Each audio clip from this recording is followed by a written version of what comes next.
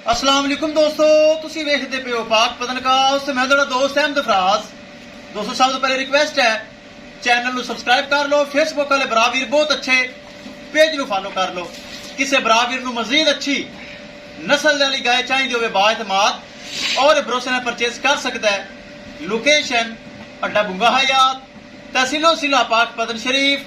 Mobile number है साडा 0300 पूरा 8754 743। व्हाट्सएप नंबर भी यही है जी, तो लोकल नंबर भी यही है। माशाअल्लाह कल की डेट 3 गावां दी वीडियो लाई सी, भरावां वेखी होनी। ए नवी नवी आई सी, उवें आखिर ते झलकी दिखाई सी। माशाअल्लाह चोलस्तानी फ्रीजियन बहुत अच्छी गां। राना फैसल साहब मोहतरम भाई शेखुपुरा शहर उन्हें माशाअल्लाह परचेज कर ली। अल्लाह ताला मालिक नसीब करे। नाल माशाअल्लाह स्विस ब्राउन ते जर्सी गब्बन वो आजाद कश्मीर जाएगी। यासिन भाई बहुत अच्छा बहुत प्यारा भाई, और सिंध पाकिस्तानी है। एक कश्मीर जाएगी, ए शेखुपुरा जाएगी। दोवें गावां कैमरामैन साहब अल्लाह दे नाल है कि करो लो ले चलो जी। अल्लाह ताला मालिक नसीब करे जिन्हें साडे अकाउंट च पैसे लाए न और एतमाद किया है। एक जाएगी कश्मीर, एक जाएगी शेखुपुरा शहर च, एक पिछे रहेगी लाखी क्रास गां। ए माशाल्लाह सामने वाली कश्मीर जाएगी। यासिन भाई और सिंध पाकिस्तानी साडे अकाउंट में पैसे लाए ने, कश्मीर जाएगी माशाल्लाह बहुत अच्छी गां। ए राना फैसल साहब शेखुपुरा शहर ए गाय उन्होंने दी जाएगी माशाल्लाह जी माशाल्लाह। ऐसे ऐसे तोहफे तुहाडे भरा फराज को मिलते हैं।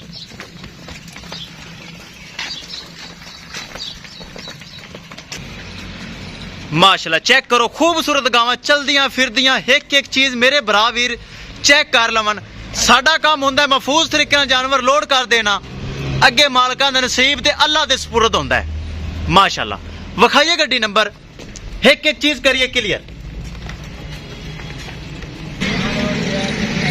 लो जी शाहजोर गड्डी लग चुकी है, चेक कर लो। किसी मेरे भरा वीर नूं मजीद जानवर चाहिए होवे बाएतमाद और भरोसे नाल परचेज कर सकता है। चाड़ दो अल्लाह दा नाम लैके चढ़ा दो अल्लाह दे सपुर्द। दूसरी भी ले आओ, दूसरी भी ले आओ। अल्लाह दे सपुर्द चढ़ा दे।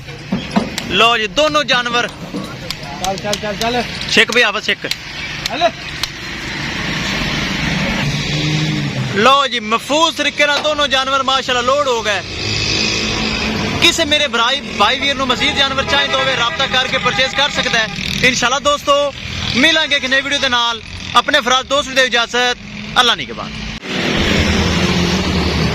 अल्लाह दे सपुर्द।